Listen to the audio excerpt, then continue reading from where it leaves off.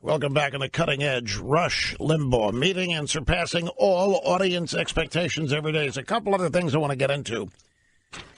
Was there a blue wave in the Texas primaries? Well, wait a minute. Drive-by has told us Drudge had a giant map of Texas is all blue, and we were told that the Democrats were energized and they were fired up and they were motivated and they had to be held back.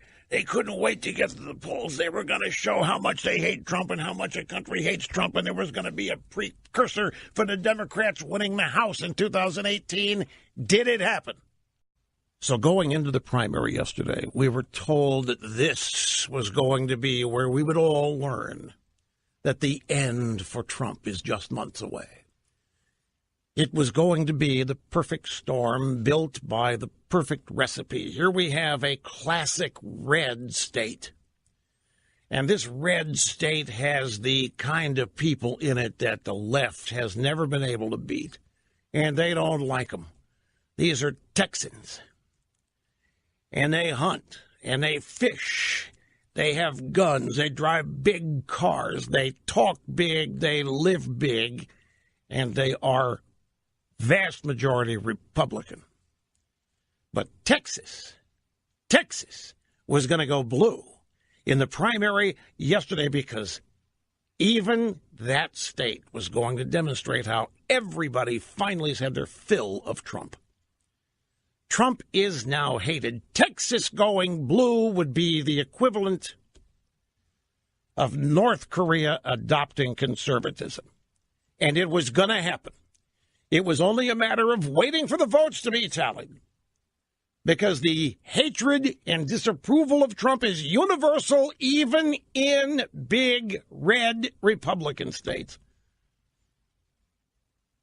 And this was going to be the harbinger. This was going to be the great indicator. This was going to be where we were going to learn how big a midterm election victory the Democrats were going to have in November. Did it happen? Well, let me read to you a tweet here from the polling wizard at the New York Times. His name is Nate Cohn. I don't know if he's related to Gary Cohn, but it's spelled the same. Nate Cohn. It's nearly a 20-point GOP lead in the Texas primary. Democrat areas are still disproportionately left to report. GOP edge now at about 22 points, 61 to 39%. Democrats should gain back some of that ground, but I suspect this is not going to prove to be the night they were imagining. None of their top candidates are posting great numbers, and this doesn't look like the vote of a blue Texas. Once again, the left building up their charges, building up their supporters, building up their voters. This was going to be where all of this anger and all of this rage and all of that anger and rage justified because Trump is an absolute SOB. It's right to hate Trump. It's healthy to hate Trump. Trump is a hateful figure. And Texas was going to be where the first wave of anti-Trump hate was seen at the ballot box. And there was going to be enough of it to turn Texas into a Democrat stronghold. 61 to 39, GOP to Democrat.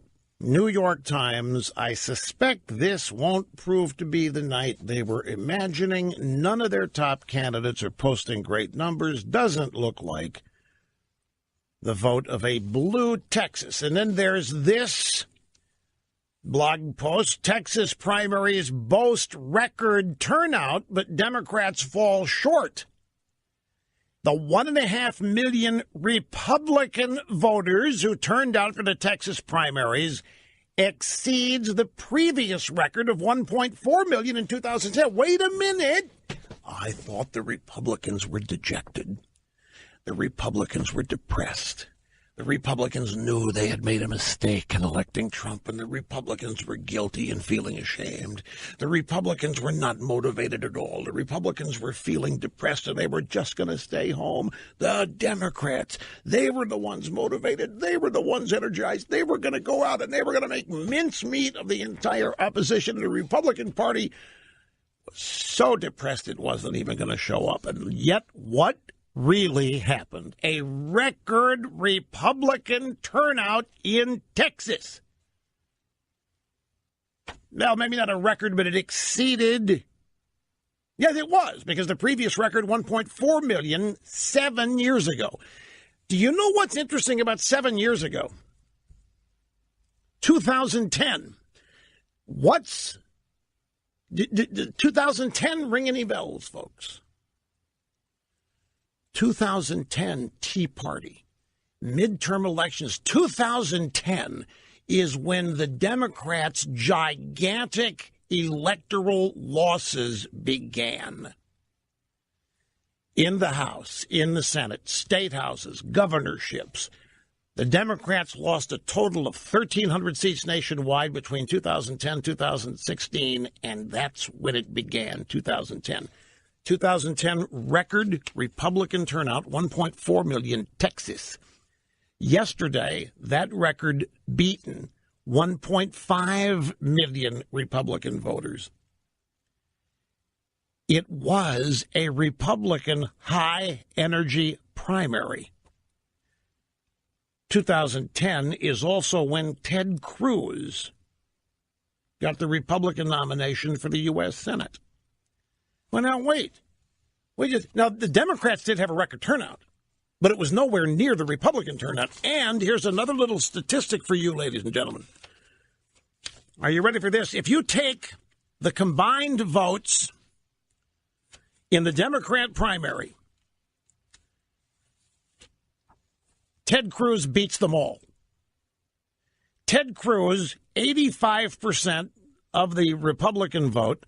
If you add up the three Democrats in the Senate primary, Beto O'Rourke, Sima Hernandez, Edward Kimbrough, those three don't even total 800,000. Ted Cruz with 1.1 million. Ted Cruz beat every Democrat running combined. This was not supposed to happen. This was not supposed to. We were supposed to learn last night that Ted Cruz is going to lose in November. Look, there's a lot of meaning to this, but I'm out of time. I have to complete this when we come back, so don't go away. So how do you get a record Republican turnout when the political science experts tell us that in off-year elections, the party out of power cleans up? How does this happen? How do you get a record Republican turnout when the media was telling us that the Republicans are going to stay home? They were depressed. They were down in the dumps, realized what a mistake they made with Trump, that the Democrats were energized. I think we're looking at a potential repeat of 2002 here. We've got everything, including a rehash of the Wellstone Memorial. And the Democrats are not through irritating people. You know, for you people in the media, and I don't mind giving you this heads up because I know you can't help yourselves. You cannot stop your role. You cannot stop making the mistakes you're making because you are behaving irrationally. And so you're not going to listen to a rational suggestion from me. But you're forgetting something. You're forgetting there's another team on the field. And that team on the field is Republicans and Trump supporters. And you're forgetting that they have not grown tired of Trump. Trump still is what he was when he was running for president. He's the only thing standing between us and you people on the left ruining this country.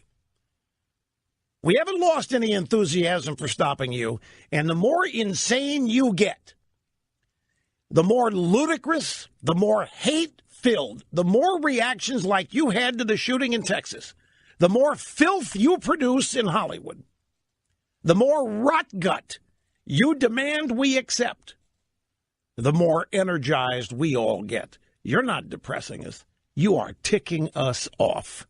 And if you think Republicans and Trump supporters are going to sit home because you have us depressed and thinking Trump's gone and that Trump's an idiot, you still don't know what hit you in 2016. And if you're not careful, the same thing that happened to you in 2002 is going to happen to you in November. You're going to wake up and you're going to lose 20 of those 25 Senate seats. You may have all the enthusiasm in the world. You may have all the hate-generated voter turnout you can produce. But the other side, us, we're not sitting on the sidelines. And the more hate you gen up, the more rancor you create, the more chaos, the more your media insults us each and every day, that's all that much more energy we're all going to have to show up and vote in November. And that's what you're not factoring. And don't get mad at me for advising them, folks, because they can't help themselves. They can't stop. They can't. They're on a mission to destroy Donald Trump. They can't stop themselves. They think they're living in a world where there isn't much opposition to them. That's why this election of 2016 is so weird. They don't. How can we lose? We're the majority. We're it. They haven't the slightest idea of the world in which they really live. We'll be back after this.